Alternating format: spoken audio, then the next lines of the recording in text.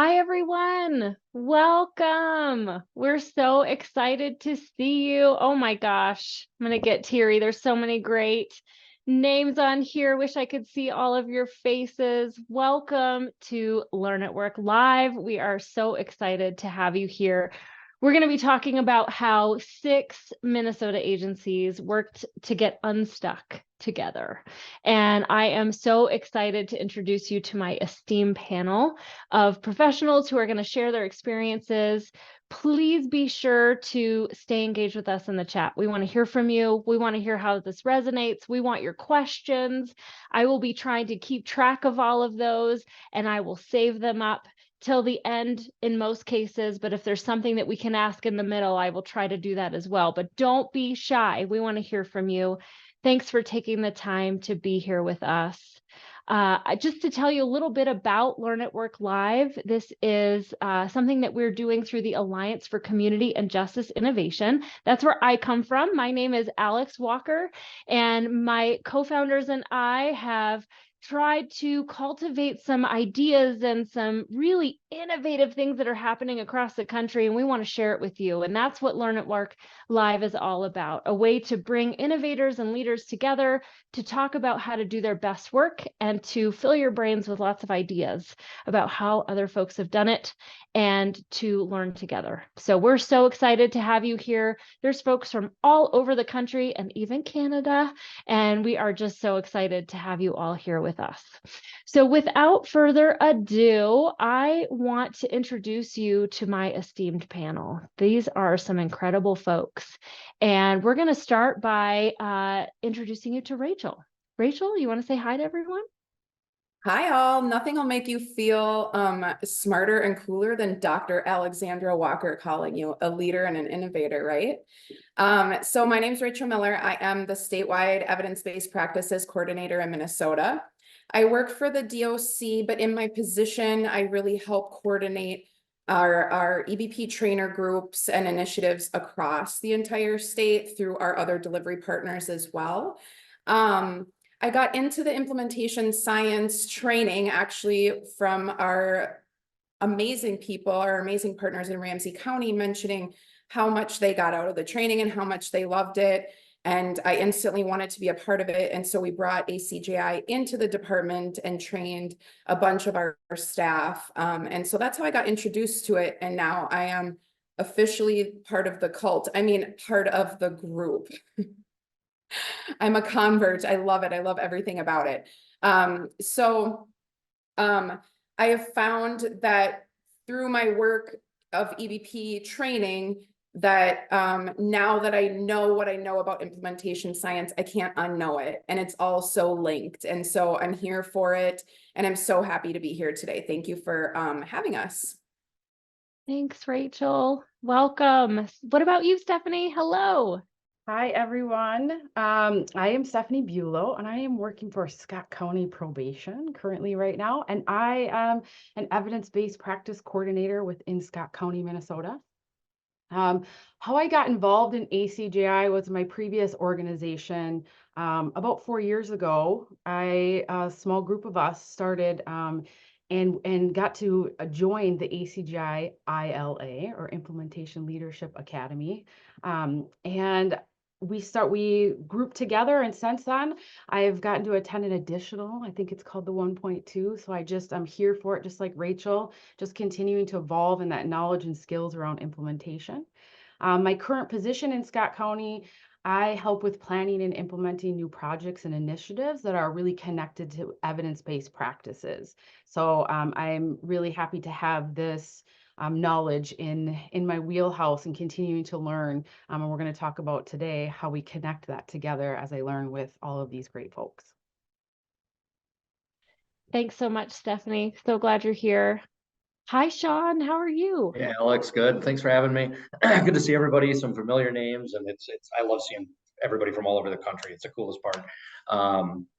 So I got trained in the ILA about 4 years ago, and I started in this role as a planning specialist, where I work on our criminal justice reform efforts for our field services. And really what it's allowed me to do with our team and with my peers is and we'll talk about that in here, obviously, but just that common language, it's allowed us to start all of our projects from kind of the same lens and through this lens of these dynamics of implementation science. And it gives me the confidence when I'm doing the work that I'm doing it the right way, which is, as anybody that does project management, you're kind of on an island.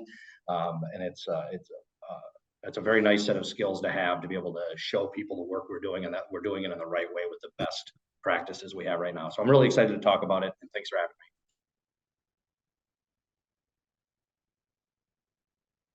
Thank you so much, Shawn. Welcome. And Carter, hello. Hello. My name is Carter Diers. I'm a district supervisor for the Minnesota Department of Corrections. This is the third agency that I've worked in. I've worked in small agencies. I've worked in the different delivery system. Right now, I'm one of the district supervisors across the Department of Corrections field services, split up into a number of different districts. I think I've always been, what brings me here is I've always been frustrated with the disconnect between innovation and practice, just like a lot of us here, I'm assuming, from really the very first moment I started. And I've had the advantage of making a lot of mistakes over my career. And so being vulnerable and making a ton of mistakes has really helped me over time. So I'm not afraid to share my foibles, if you will. I also took it up in graduate school and really started, this has been a while ago already, but really started to look at the science behind it and as it related to criminal justice. And found at that time that there wasn't a whole lot of research being done as it related to that.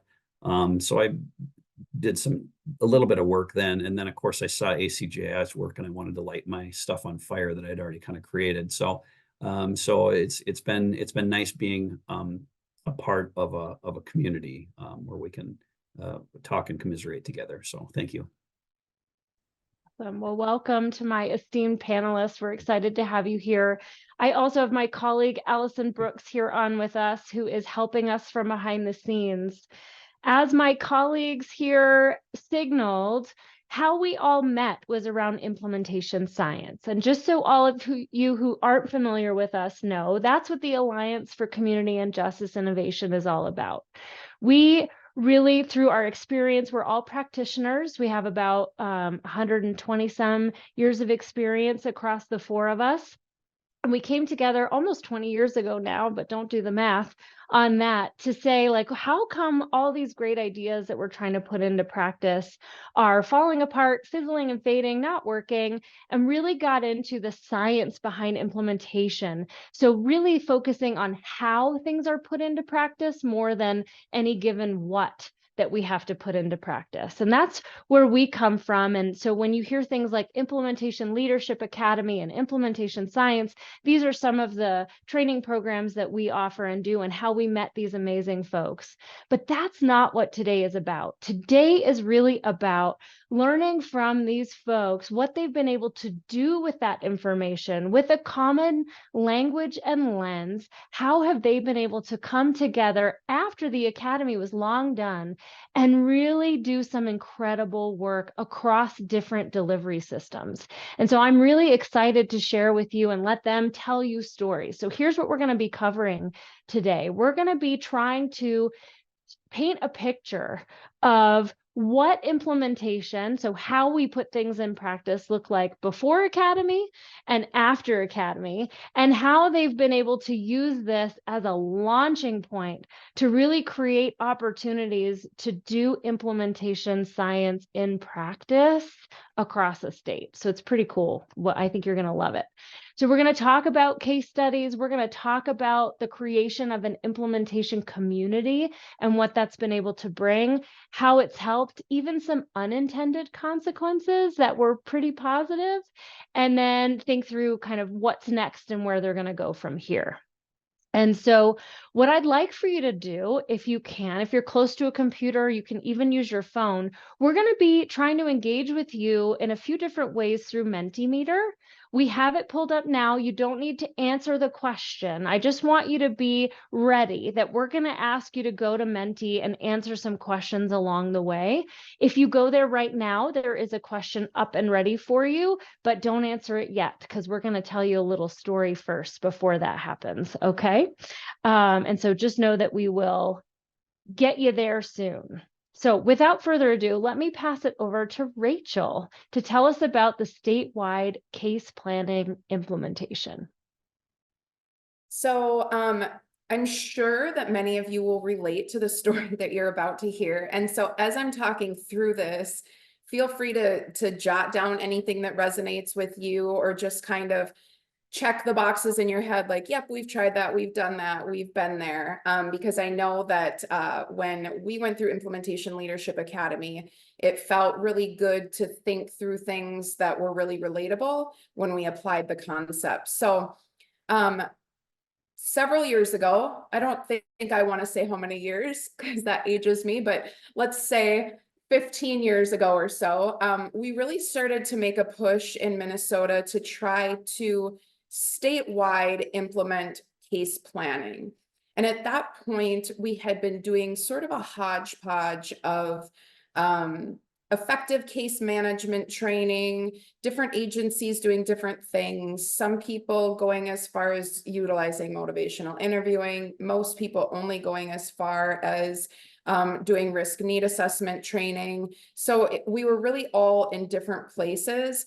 And what's unique about Minnesota, sometimes challenging and sometimes amazing, is that we have 3 different delivery systems for corrections. So like we've kind of talked about a bit in here, Carter and I work for the Department of Corrections. Shawn and Steph work for 2 different community corrections agencies. And then we also have a 3rd delivery system of county probation. And so having those 3 different delivery systems can really complicate things when you're trying to get POs and directors on the same page with doing good initiatives across the state. But we were trying to get there. So a bunch of trainers who were trainers in our effective case management training, motivational interviewing, our different YLS and LSCMI, different risk assessment trainings, got together and spent the time to put together a case planning training that would be a little bit more specific to how we wanted to utilize case planning in Minnesota. Spent a lot of time, put together a good training. There were reps from all 3 delivery systems, all different EBPs that we had been using, and just took a step back and took a look at it and said, wow, this is great. Everybody's going to want to do this. Look at this great training that we just put together. So the first step past that was obviously to get people trained to be trainers so that we could start to roll this out and get people going on case planning. So that group of trainers planned, what we call a T for T, a training for trainers. And I was in that first group of new trainers being trained so that we could go out across Minnesota and start to train different agencies and get people on board with this new case planning curriculum. After that T for T, we said, okay, now we're here. Hello, everyone in Minnesota, we're here. Reach out to us. Let us know when you want us to come in and do your training and get your staff trained in case planning, because we know that you want to do it, right? So you just go ahead and reach out to us. You tell us when you need us. And we didn't get the reception that we expected to get because we thought, well, this is the bee's knees, right? Why isn't everybody knocking down our door to get this case planning training? We just couldn't figure it out. And so when people didn't initially latch on, we took a step back and said, okay, well, what are the issues here? So we started to sort of anecdotally gather information. And some of the things that we learned had to do with technology. And so we took a step back and said, okay, well, how can we support case planning in a technical way? How can we get this into our systems so that when people want to do case plans, they have an efficient, effective way to record this? And we spent a lot of time getting that technology ready, trying to get agencies on the same page with what technology they were using, trying to find ways to possibly use case plans that we could use in the field and use in the prisons, in the facilities, right? We started to have those conversations, and it still just didn't seem to be catching on fire. And so we took another step back and said, you know what? We obviously just haven't trained enough people, right? So let's get more people trained. So we planned another train the trainer, and some of us became new master trainers, and we got in a new group of trainers, and we thought, okay, now that we have trainers in more agencies, this is going to catch on. But we don't want to take, we want to take a lesson from last time, right? We want to learn from a mistake that we made last time. So this time, instead of just trusting agencies to come to us and ask us to do case planning training for them, we're going to purposely plan trainings for their management teams.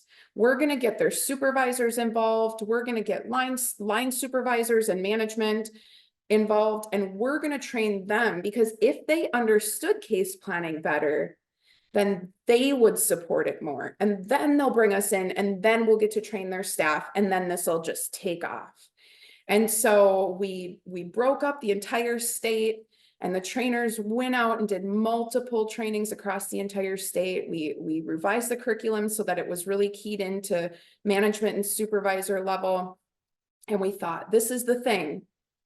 And then we sat and watched our phones not ring again.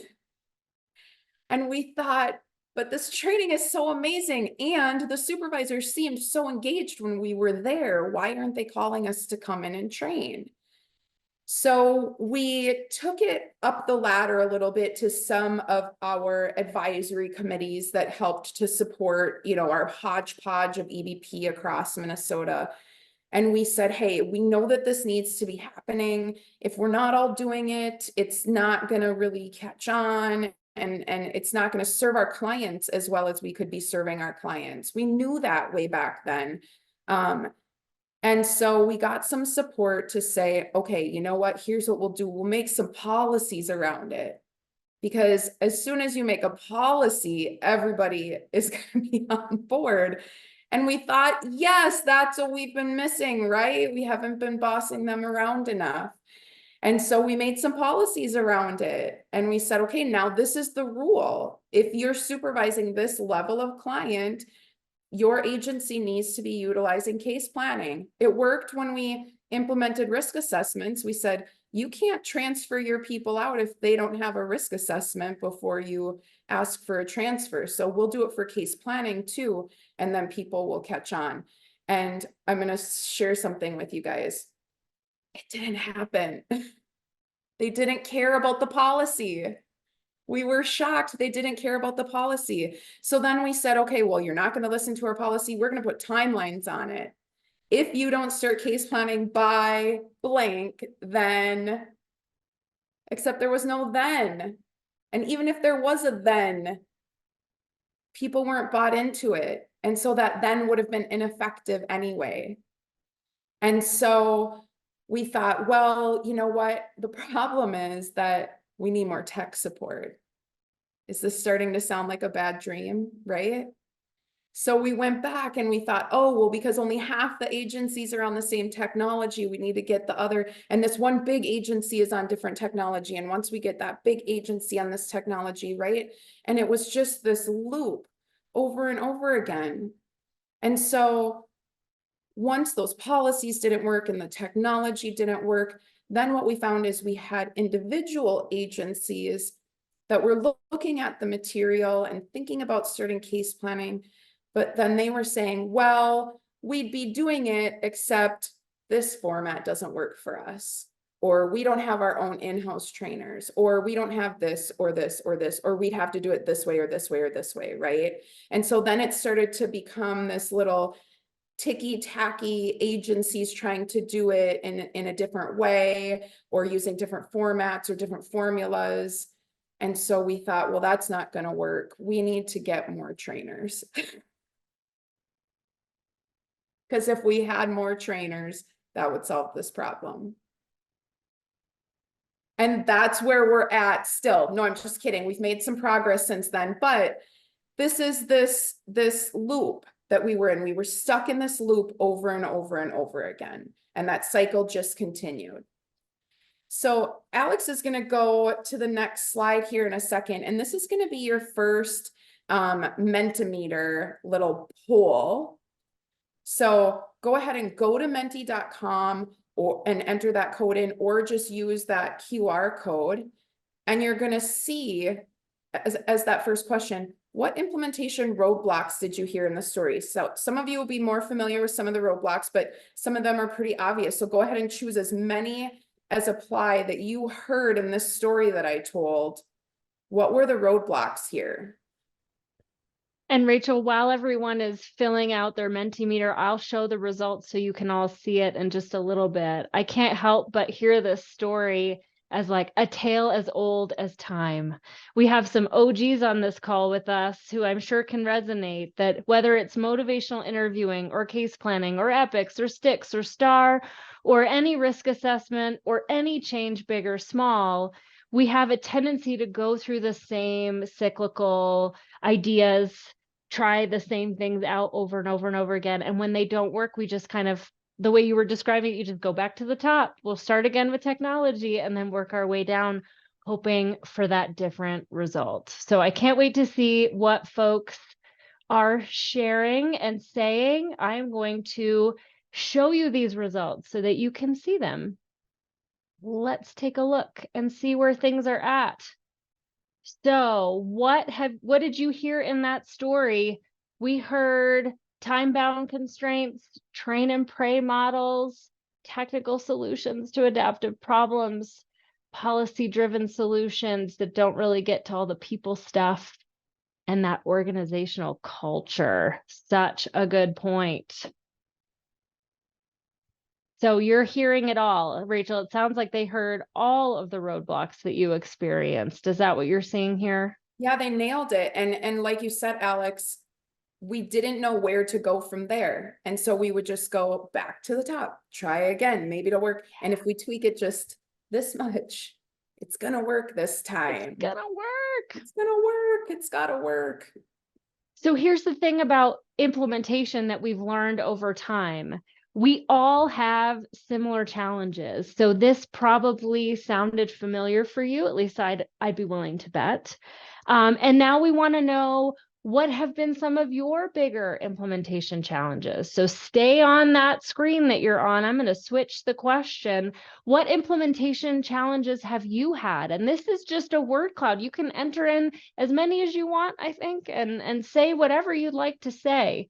And so take a minute and share with us, what has your experience been like with implementation, and where have you hit some roadblocks? Yeah, and when you're thinking about this, remember, it doesn't have to be, you know, time-bound technical problems. Like, go ahead and just say, like, what was the issue, right? So I'm seeing turnover come up, resistance. I'd love to hear more about what ECC is. Yeah, I love some of these ideas. Oof. I mean, we hate them, right? But I love that we're seeing them. Yes. So we're going to let you all enter in as many as you can, and we'll revisit this in a little bit. For now, though, I want to have Shawn add to our story here. So let's get back into here. And all right. Yeah, so just a couple of the implementation failures that we wanted to highlight, at least that are common and that we've all shared in this part before we look at the Mentimeter again.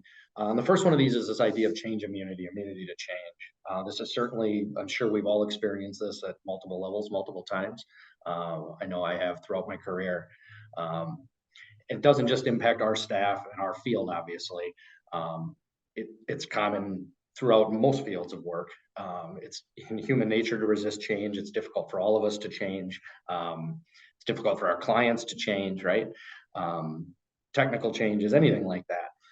If we look at something like the medical profession, which most of us would probably argue would be on more of the front end of science and using science to drive activities and responses and such. But the research has found that even with a proven medical procedure, a new medical procedure, something that's been proven and been approved, on average, it takes 17 years for that to be implemented. into everyday practice.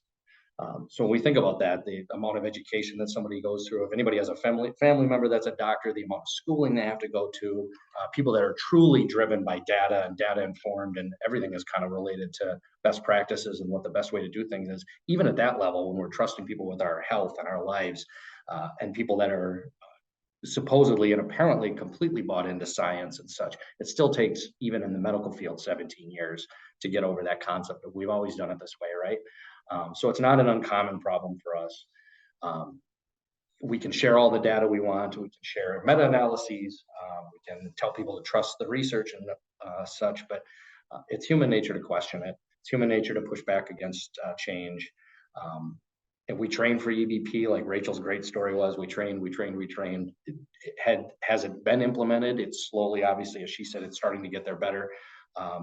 But if we really embrace that implementation science piece, we can lower that length of time it takes to get there. One other example that we were talking about, I was talking with somebody that's actually in here today on this, as an example would be, I remember when, I'm a huge movie nerd. I remember when like the Marvel movies started coming out, the CGI got so good, and it was like you couldn't tell the difference between like a robot and a real human and all that, right? And I said, no, imagine if you watch that movie on the current technology and how great it is, and then you had to go and enjoy it on 17-year-old like televisions, right? It would just be like, oh, come on, like I can't see anything, it's fuzzy, doesn't nearly work as well. I'm like screwing that cord in the back. Anyway, so just another way to kind of visualize it, at least in my head, that's the way it worked. Is that imagine having to go back and experience some of this great film on old 17-year-old technology. And the next slide, if you could, Alex. So as we're watching this, just a little bit of background. So again, super nerdy, but I was watching this live when it happened, April last year, Boca Chica, Texas. SpaceX did their first test flight. And I remember watching it live, and you can play that whenever you want, Alex. I can talk over it, that would be great. But I remember watching this live and watching mission control, and there it is. It was supposed to, the flight was planned for 90 minutes. It lasted 4. They planned to go 31 miles, and they got 24 miles up. But as you watch, I was watching this live, it explodes. There's a whole bunch of reasons why you can look, if you want to look it up and get really into the technology piece of it, about why it happened and all that, you can. But I remember watching right after I watched this, I saw the people at SpaceX Mission Control were cheering and going crazy and losing their minds after this explosion happened. To a person, they were doing that. And then I started seeing immediately afterwards, people on social media and on the news talking about this being a failure, and this failure of this flight and how SpaceX failed and whatnot. If we could switch slides, Alex. And I wonder if we look back, and don't pay attention to the money piece and all that, do they get to 24 miles if all of this hadn't happened before?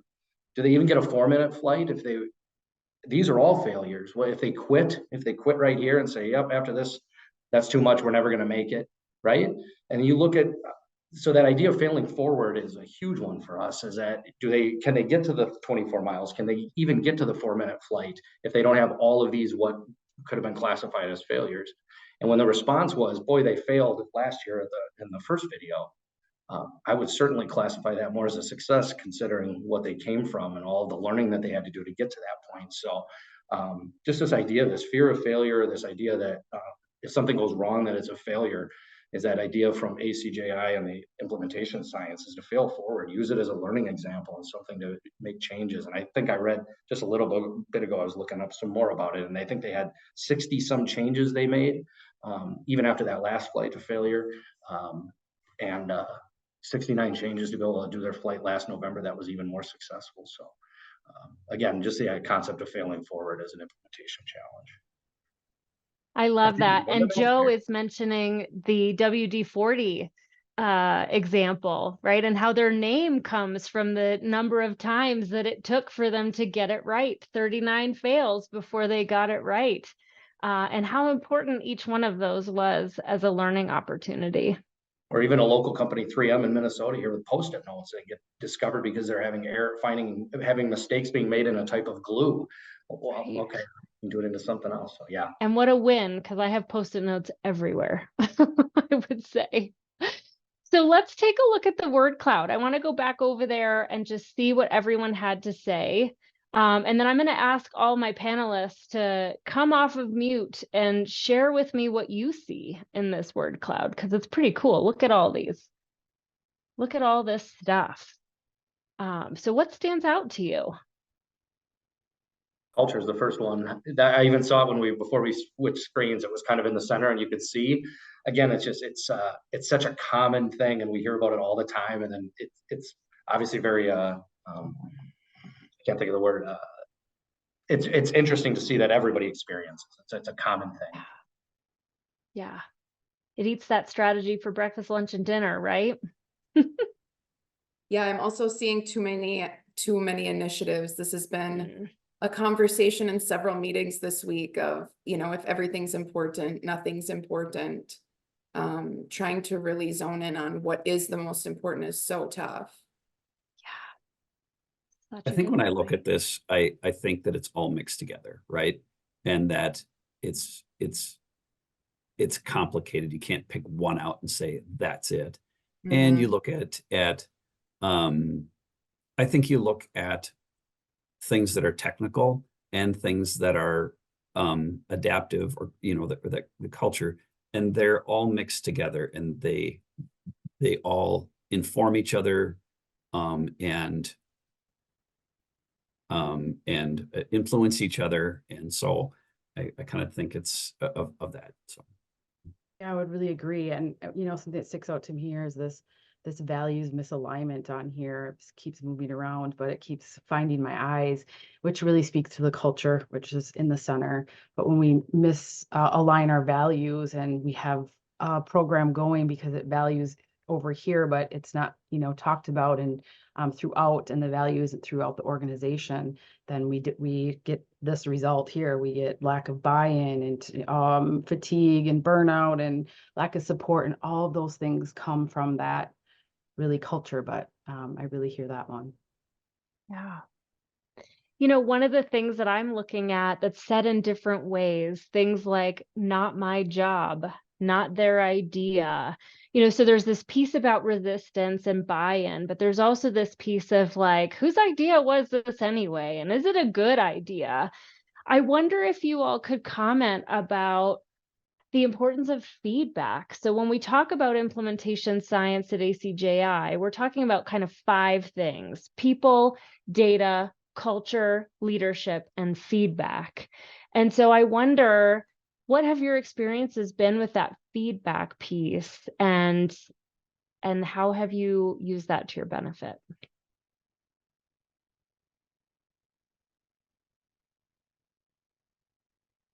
Are you all being shy? Carter, you go. well, I don't want to get ahead of myself, because I think in a couple slides here, that's exactly what we're going to talk about, and some of the foibles that we've had, and how that this community kind of helped us through that, and maybe think about that feedback differently. But yeah, I think if you're certainly if you're not open to feedback, it doesn't matter what the feedback is. It's almost like it's twofold. It's not only the feedback, but it's also that you're listening. So yeah, absolutely. Yeah. Well said. And great point. We don't want to do any spoiler alerts. Okay.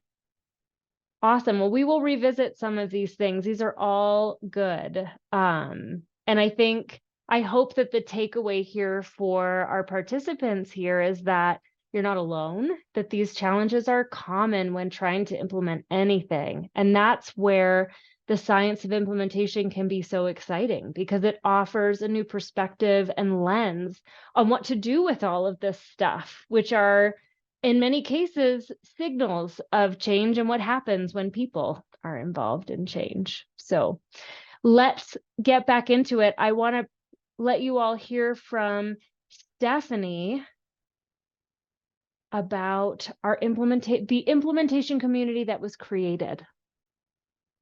Stephanie? Yes, where the magic is happening, right? Woo. That's why we're talking about how do we get unstuck, and how do those conversations taking place. So just some background and history. This journey into this world of implementation with ACJI really started with a small group of staff and leaders within a previous organization in community corrections that I worked for. And we all attended this ACJI Leadership Academy. It was a small group of us, but we all attended. And it was so impactful for so many reasons. It really allowed us the space to dig deep into the work we were doing by looking at our workplace culture, how we communicate, right? Those things that just showed up on the screen, how we approach problems and its solutions, how our mindset is when we're going into work, when something doesn't work, when it does work, right? And most importantly, it really taught us how much we could grow and change together. Everyone was willing to have these conversations. So we thought about the possibilities if we were organized with our change efforts, and if we decided to really have conversations about why we wanted to change, instead of making these quick technical solutions, as Rachel really showed through her example. And if we decided to have those real conversations about why some individuals are not on board and why others are just rip-roaring ready to go, if we think about those ifs, we thought that would really help us to take a real hard look at our business practices and see where we could grow. And so after the Leadership Academy, we were a small group of staff, as I mentioned, and we were really energized by these new learnings. And we saw so many ways that we could start applying this new information. So with this forward motion, we decided to start meeting regularly and to discuss what we learned, to practice some of the amazing tools we had. We know we can get information. If we don't use it, we lose it over time. So we wanted to continue to use that information. And we would practice those tools together. And we started working on the principles and concepts and then applying them to different projects that we were doing within the organization, the workplace. And we took the time to use the new learnings in our everyday work. So over time we would meet, and these meetings then became really our bread and butter, and this beginning to this strong community within that organization to make impactful change together. So, of course, since it was going so well for us, we thought, well, we can't keep this knowledge to ourselves and this information. So we started sharing this across the state of Minnesota to other counties. And in those counties, we were reaching out and asking to discuss with them about the ACJI Leadership Academy. And lots of different counties were getting on board and attending the Leadership Academy. And we wanted to hear about, what was working and how it was impacting their county, and really learn about how they were using it. And a lot of times what happens is you get this new information and then you want to know, well, what do I do with it? And how do I move this forward? And how can this be impactful? And what do I do? So we met with people individually and discussed the ways it was helping us and how it was impacting our work in our small community. I want to pause for a second before we move forward with thinking about the momentum of this, and just think about the totality of this. If we take a moment to think about all of the moving parts in one organization, how many systems are within that workplace? Think about the company you work for. Think about all the operating systems within it. There's a lot of moving parts and people involved in those moving parts, right? And I like to use other examples, and we use them in here because it gets us out of our kind of community corrections lens. But if we think about school systems, for instance, what different people and systems are within a school? We think about that. We have teachers and principals and school boards and nursing and security and IT and oh my gosh, so many things, right? How many school districts do you have in an area? How many different schools? Think how important each one of these pieces is to the other. Now think, how often do they sit down in meetings together? And how often are they communicating with each other? Or are they possibly working in silos to keep that bigger system in working order? How much more effective could they be if each area had a better understanding of the other?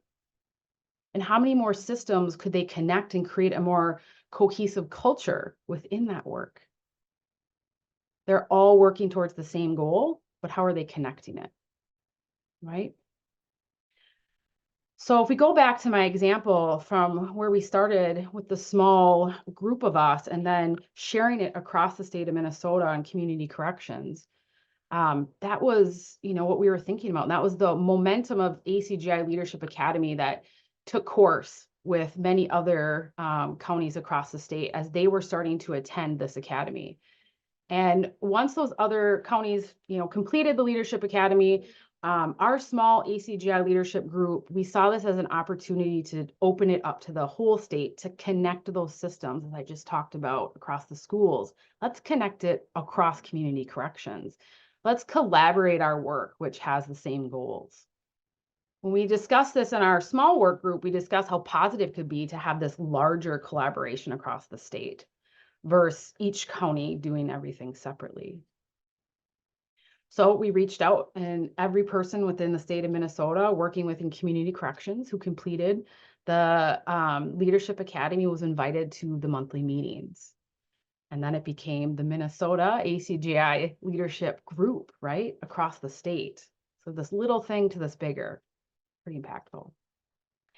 So what were we doing in these meetings? What are they about? During these meetings, we would share projects and revisit the implementation principles that we learned, just like we were doing in our small group, but on a larger scale across systems.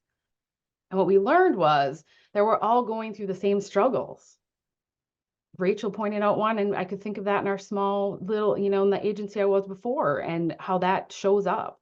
And it's showing up for her throughout the DOC. And that's what we were hearing. Same projects might be a little different, but same struggles happening.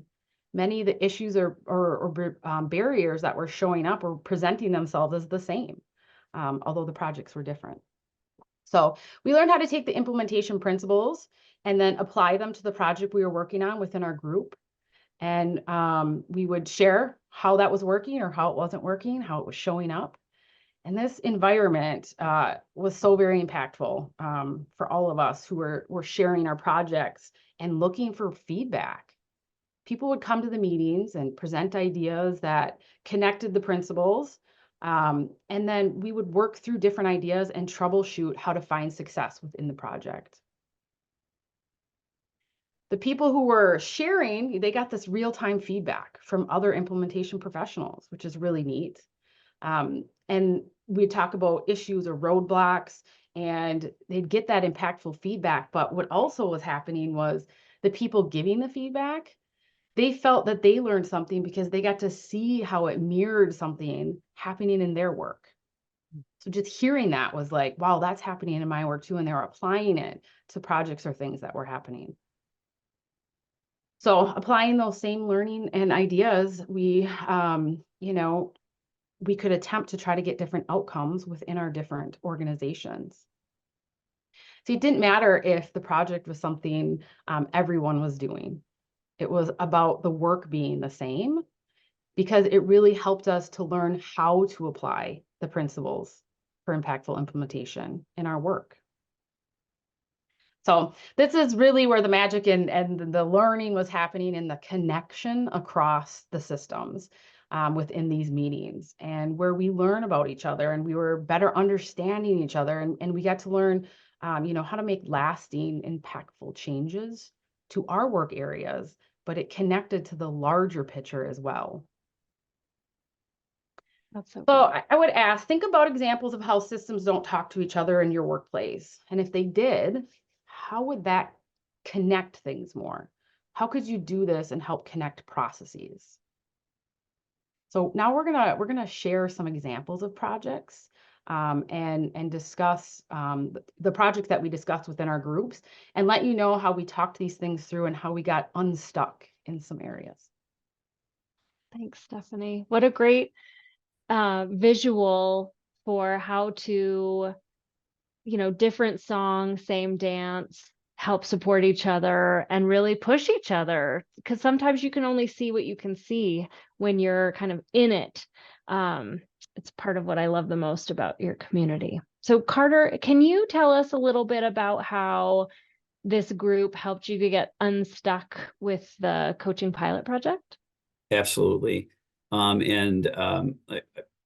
Jenna, the question was apropos, let's just say. So I hope this helps, because I think this speaks a little bit to what your question is, and I totally agree with your sentiments, your question. So just to set it up a little bit of what the project was. It's not the majority of what this is going to be about, of course, but just to add context, the Minnesota Department of Corrections will soon enter a dosage pilot with one of its field offices. So the pilot will consider and problem solve around this systemic change in the way we measure success with our clients, from that of static probation term, the number of years or whatnot, to whether discharged effectively when they're ready for long-term success, if that makes sense. So for the pilot, to be successful, much preparatory work would need to be done, and we knew that. So community partners will need to target a client's criminogenic needs and track the number of hours spent in cognitive behavioral interventions. Also, probation staff will need to change the way in which, in some cases not, but really firm up the way in which they're doing their daily work, from that of kind of a broker type of service to that of a case planning approach, if you will, where they're doing some of that direct work within their office. So although the staff had great engagement and motivational skills, very, very highly skilled staff, they're not commonly guiding the client to focus on a criminogenic need, routinely or every time. Further, they would need to start using cognitive behavioral interventions within each office visit to build skills around those needs.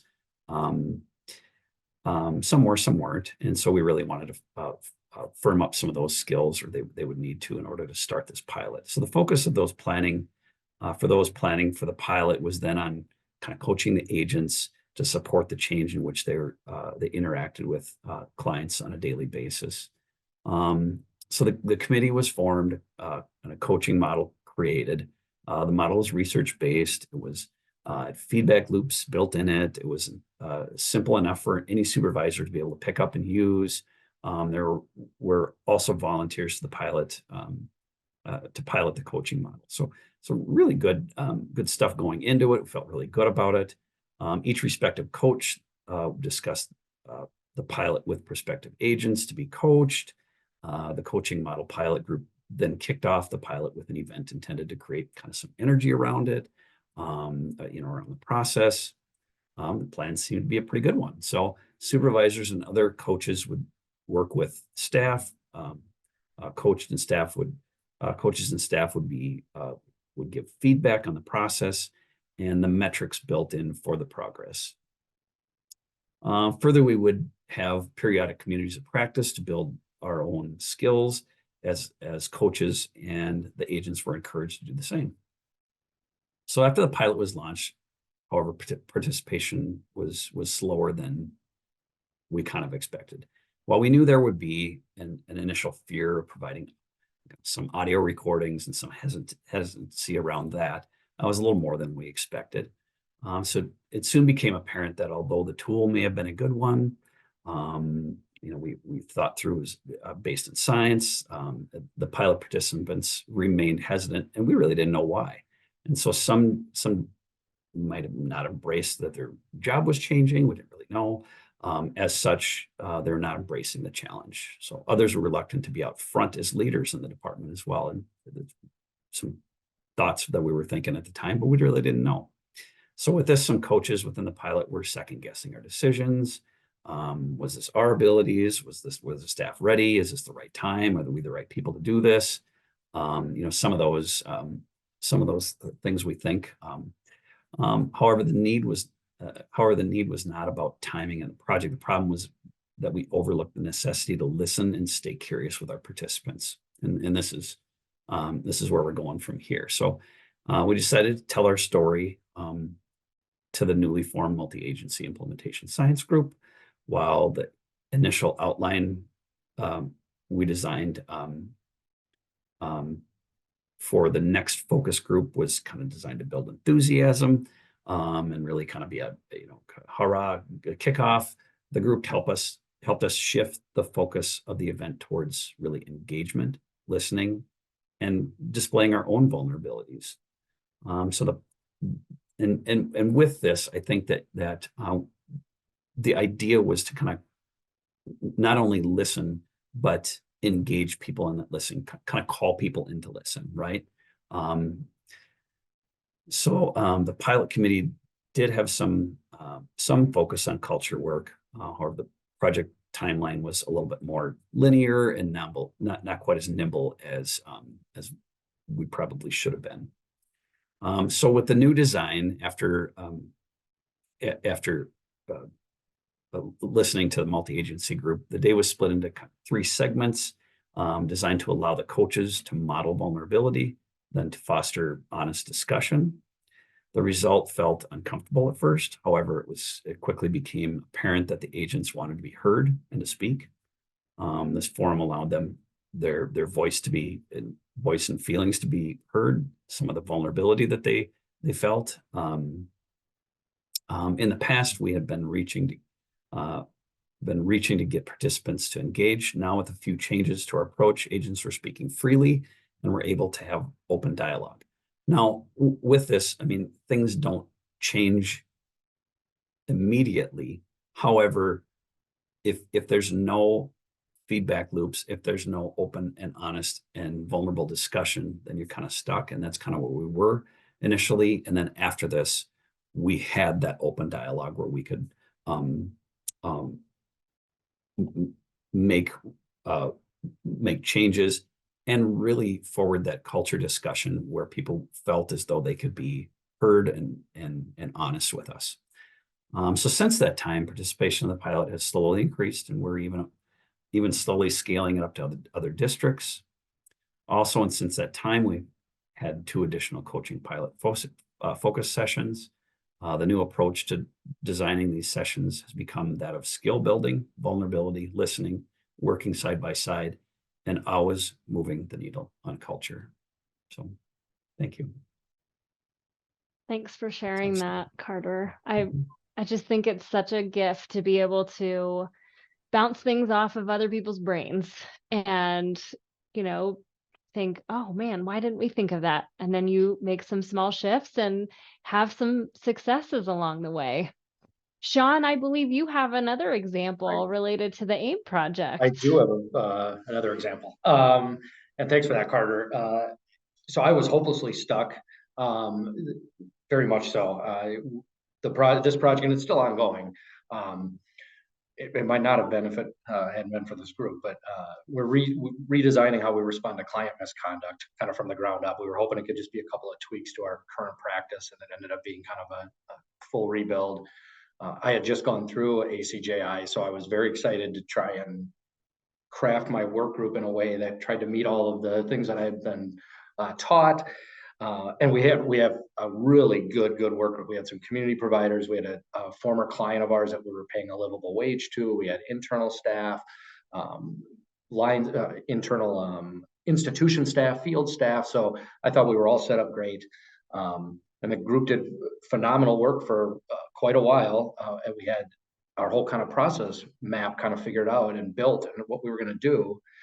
And then we had to go in and start breaking out each of those parts of the project map, each of the different areas.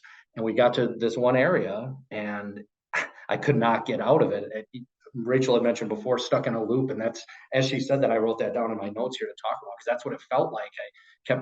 I would have the work group meeting, nothing would get accomplished because we couldn't get past just this one kind of area that people were in their feelings about. And this was kind of coming off the pandemic too, so we kind of had that piece of it too. Being short-sighted, I just got so myopic in my vision of trying to, how can I facilitate and use all my facilitation stuff that I've been trained in to get the group unstuck, and not even realizing that it was a piece of like the culture pushing on it. It was me not adapting, So I got caught in this kind of endless cycle of having these work groups and getting nothing accomplished and hearing nothing, and then going back and beating my head against the wall and meeting with our sponsors who are brilliant people that buy into the implementation science of it. And they're saying, well, maybe if we send an email as formal leaders to the group, maybe that'll get the logjam growing. And I'm like, maybe if you came to the meeting, and then they came and talked, and still nothing got done. So finally, I just kind of threw up my hands and I said, oh, I need some help. So I brought it to our multi-agency group. And somebody had mentioned something in there about it, me having to adapt my approach. And they said, well, you're caught in this one box on your process map. Why don't you just move it to a different box and see if you can get any consensus around that? And I'm sitting there, and I started, in my head, I'm laughing to myself, going like, we have all of these people that I work with, people that are trained in this, people that buy into it. None of us came up with that idea. So that's what I did. I ended up like flipping it and saying, okay, for the next meeting, we'll just completely put this one part of the map aside, not even mention it, and move into this other area. And it was, I just think in Minnesota, when the ice goes out at the beginning of, when the ice flow goes out that we have here, when the weather changes, and it's just kind of like this, the lake opened up again, just kind of the water was open again. And we were able to get past that. And it was something that simple of like, my department being okay with me sharing this, the group making me feel okay to be vulnerable and bring it and talk about my own shortcomings, of which there are plenty, believe me. But like being able to bring that to the group and feeling safe in there, that even people I didn't know or people that I barely met, like Carter and people from other agencies, they're not judging me because we've all walked this path and because we've all experienced this. When you all put on the word cloud, the same words you use would be the same words most of us would use and type in there. So it's, something Alex just said too, is that I could only see what I could see, and that's where I was stuck. I was just, my vision was in myopic one area. The whole world was going around outside of it, and I'm just spinning my wheels. And because I'm spinning my wheels, the whole work group is spinning their wheels. And there's discord on me as the facilitator, rightfully so, because I'm not doing anything to get us unstuck. I'm just asking people to do the same thing over and over again. So being able to be vulnerable, bring it, have people that have that shared kind of lens and common language and a shared approach, and understanding, being able to look at the principles, and like this one, adapt or die, which we'll talk about in a minute. It was like, you have to adapt your approach. And I couldn't even see that having gone through it, and internal people hadn't seen that. So it was a godsend to me. I mean, I don't know how long I would have kept spinning my wheels for, or how many people I would have lost in the work group because I was spinning my wheels. So that's how it worked out for me. It's just very supportive, and it helped me get unstuck, and it was a great help. I just love this so much, the power of other brains. And that's really what an implementation team can bring for, most of the time we think about it around a particular project. Let's create an implementation team to, do this particular project. What you all have been able to do is create this multi-agency implementation space where you can come and say, help, here's what I got, here's what I've done, here's what I'm seeing. And you can get some really great feedback from other lenses and perspectives about, did you consider this? Have you tried that? How might this help you? And I just love that. And that's really what this is all about, that you've heard people mention the Implementation Leadership Academy. And I know we have some alumni on this call, but also a lot of folks who probably have no idea what we're talking about. And so what we're talking about is, how do you lead change in organizations? And what happens in the academy that I think is so incredible is that it forms a community. And for Minnesota, that community has become this multi-agency statewide implementation team where everyone has an opportunity to bring their heads together around projects that are likely similar in different ways and really help support each other through the challenging work of leading change with people. People don't really like change. And so, even for those of us who would consider ourselves change enthusiasts, it's still difficult. It's still hard.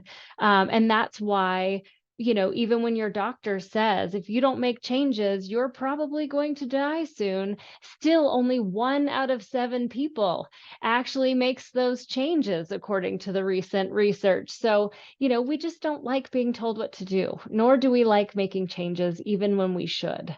And so the 10 essential principles are what the academy, what our panelists have been talking about, kind of encompass. They go through all 10 principles.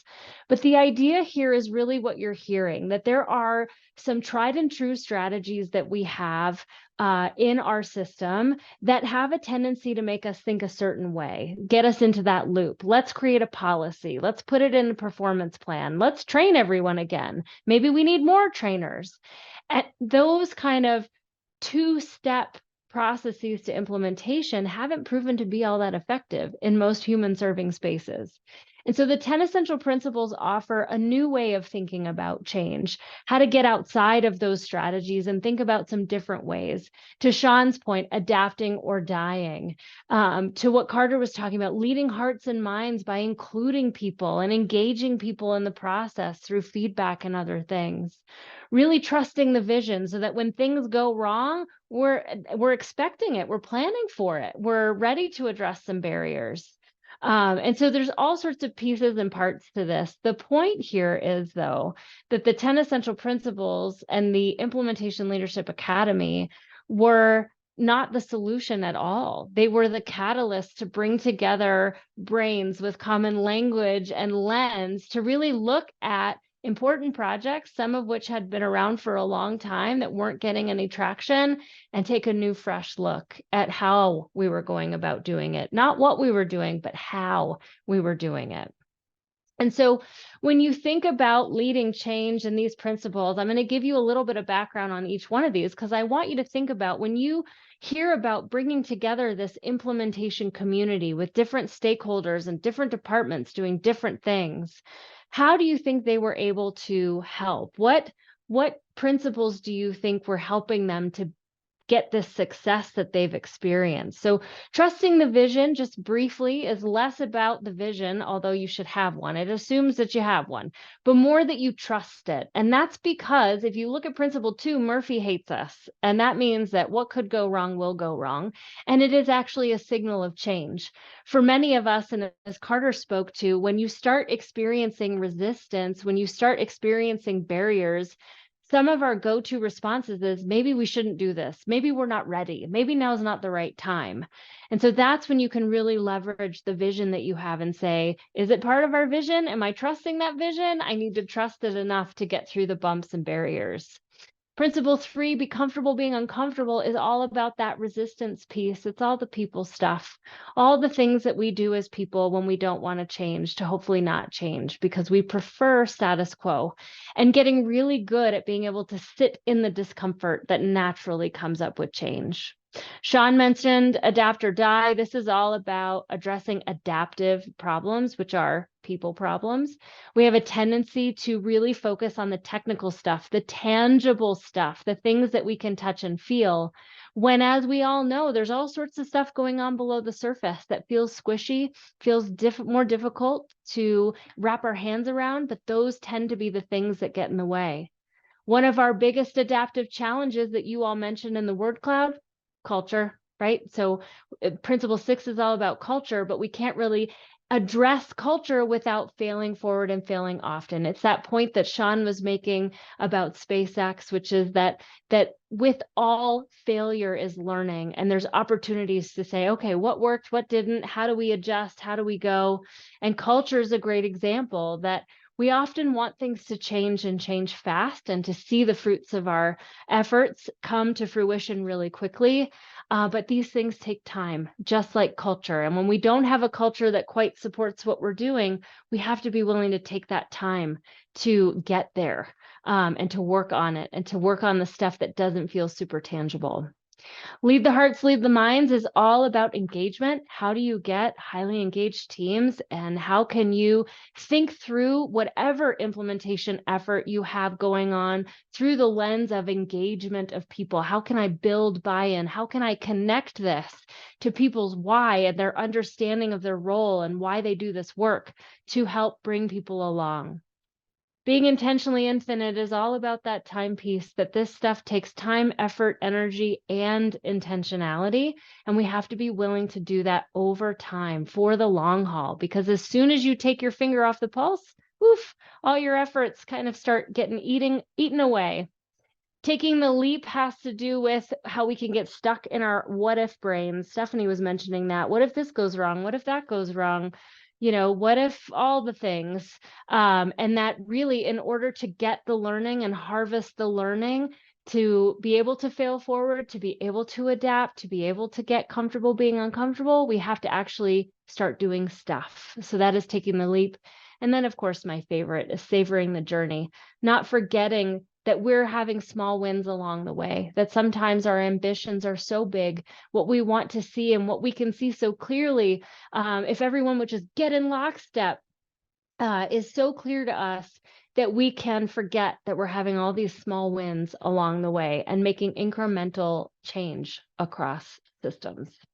So let us ask you our last Menti question. I'm going to go over there so that you can get there and we can see it in real time. When you think about this convening of this implementation community that Minnesota has created across agencies, across stakeholders, which one of the essential principles do you think this group is addressing? Are they creating a common vision? Are they helping each other get through how Murphy hates us? Is it all of the above? Are they helping each other adapt or die or fail forward and often? Addressing culture? What do you think this group brings for the state? Great answers. A little bit of everything is what I'm seeing so far.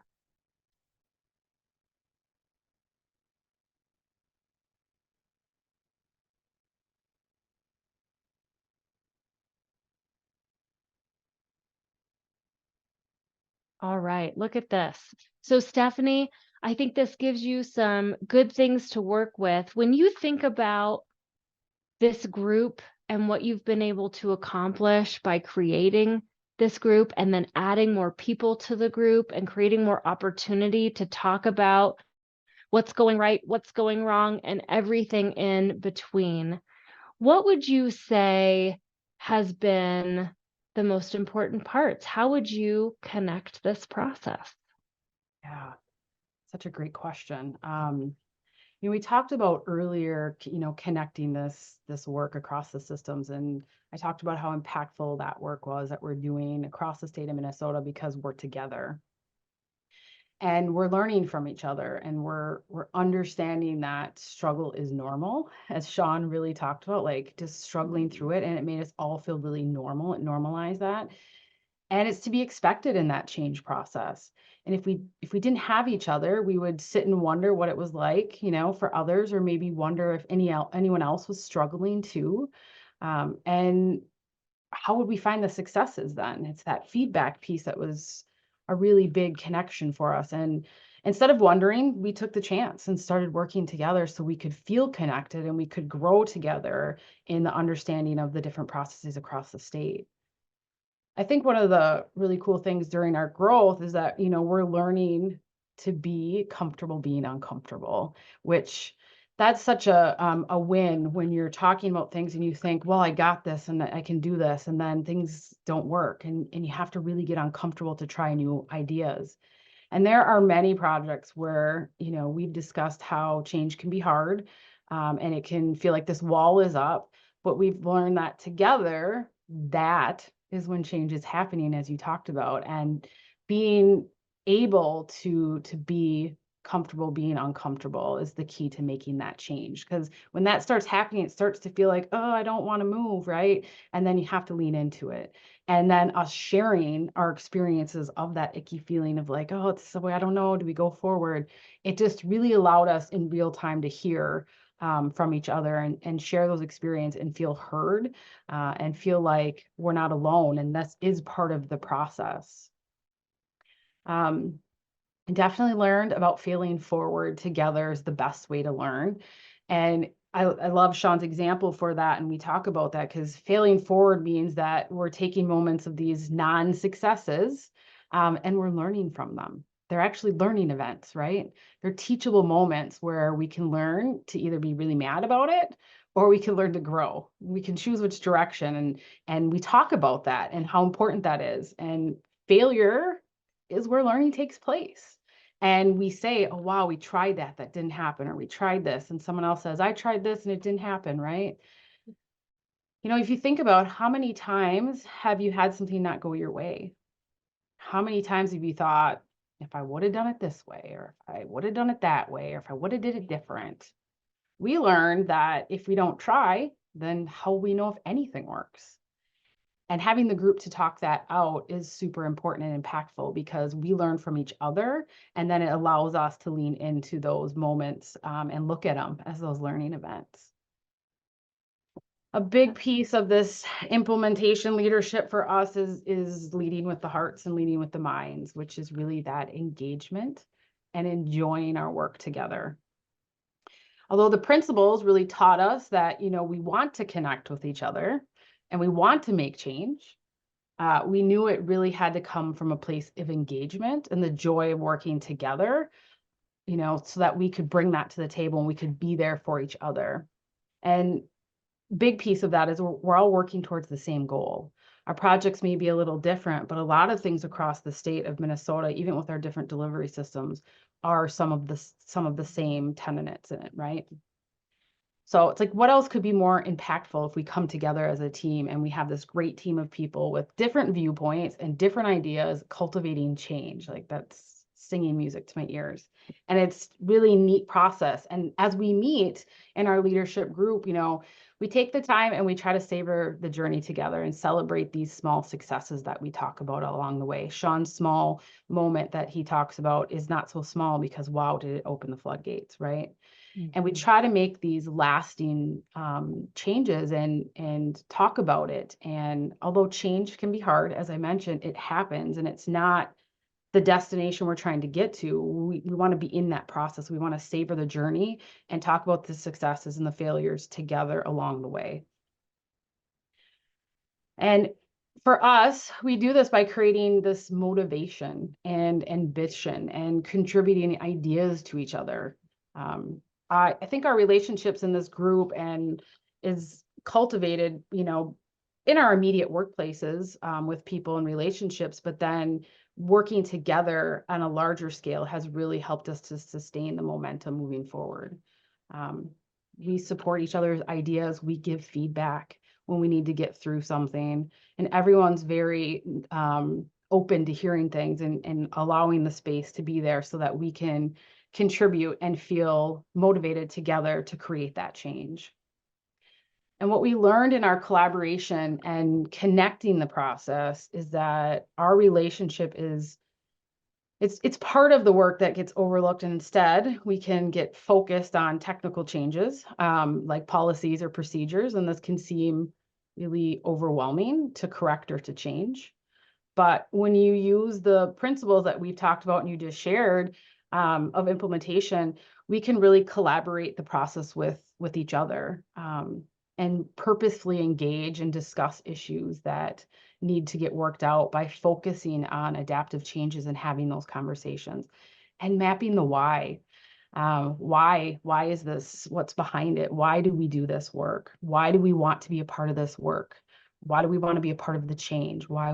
It's so important. And we need to connect people's why to connect the work.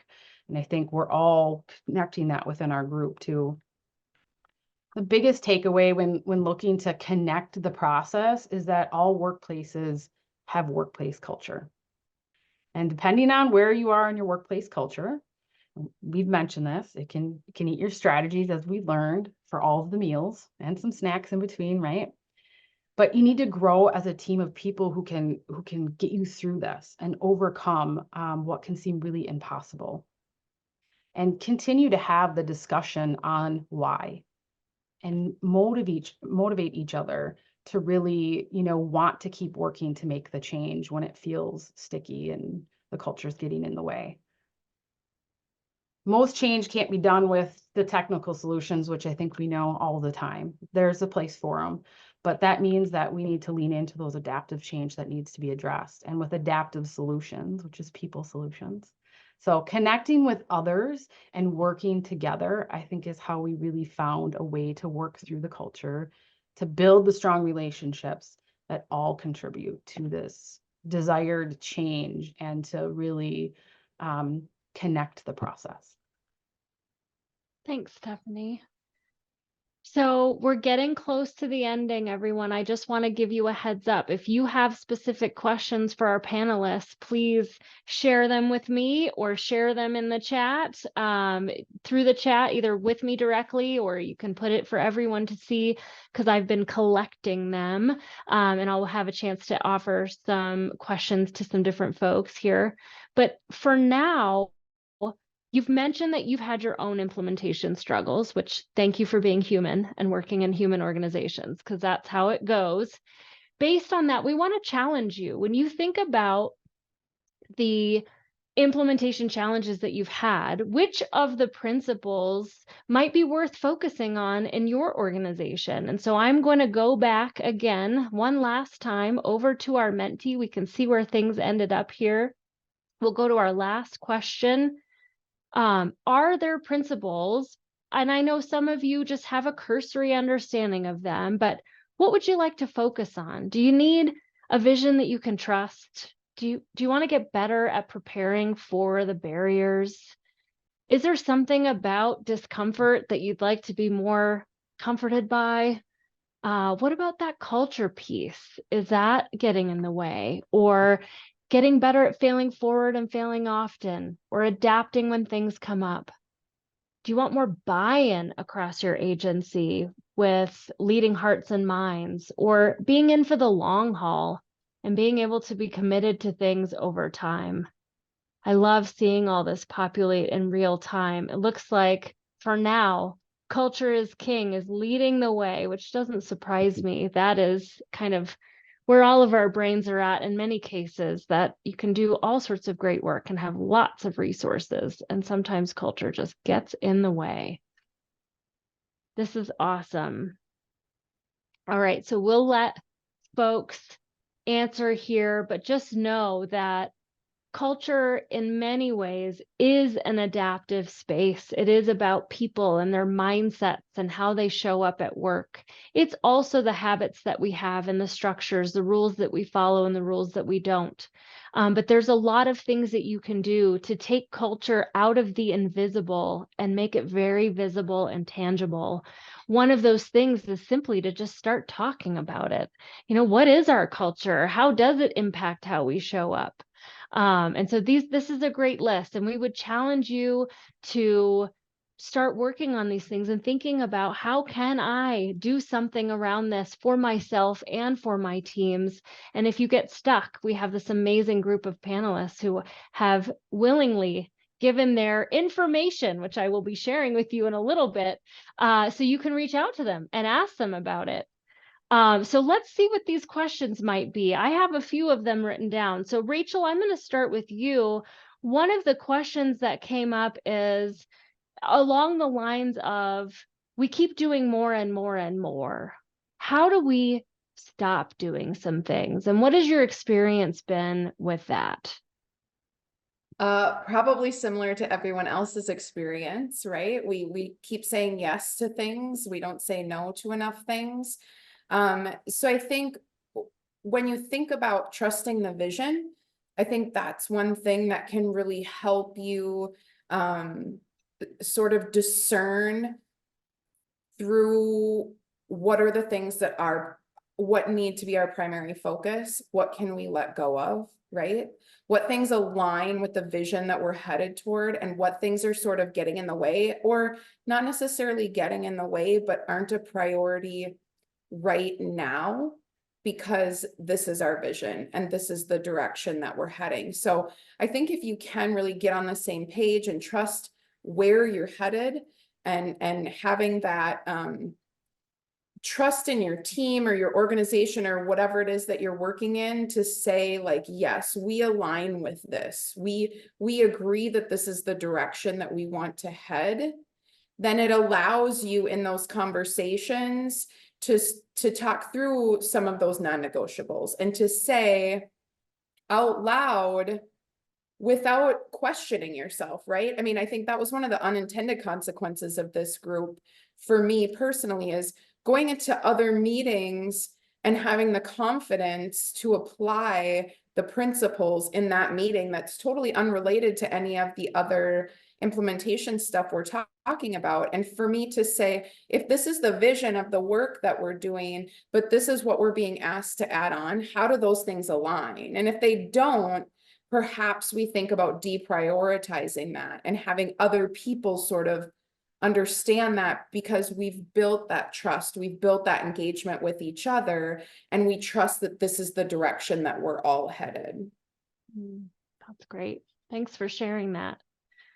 All right, this next question is for you, Miss Stephanie.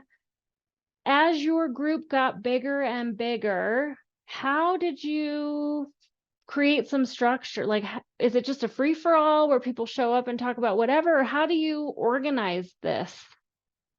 Yeah, that's a great question, right? Because lots of people are going through this, which thank goodness, and learning all these goodies to apply to the workspace. But this group is so great. Everyone had ideas and talked about how can we shift in each meeting the leadership. And so we kind of broke it down by counties, and those counties then come with a prepared project or an idea, an implementation principle that we want to talk about with an activity. And those groups get together, and each meeting that we have them monthly. They come, they know that we're batter up, and we get to present something and talk about it and share it that time. And everyone else gets to be part of that journey, like we talked about, and hear the feedback and give the feedback and be in the process. And then the next time, another group of individuals. So we organized it so that brings those pieces together. We also open up, if you have projects, reach out to that group that's up and find out if you can connect and bring your project instead if they don't have something. And it's great because everyone's really willing to shift and bring things to the group. So we organize that way, and we have a really good flow of everyone kind of knows if you're in Ramsey County or Scott County or the DOC, you know what month you have, and you're going to bring something. And then the rest of us get to soak up that knowledge and time together and give that feedback. That's awesome. Thank you. Can So I we add have, something really important yeah, to that? please. Is that okay?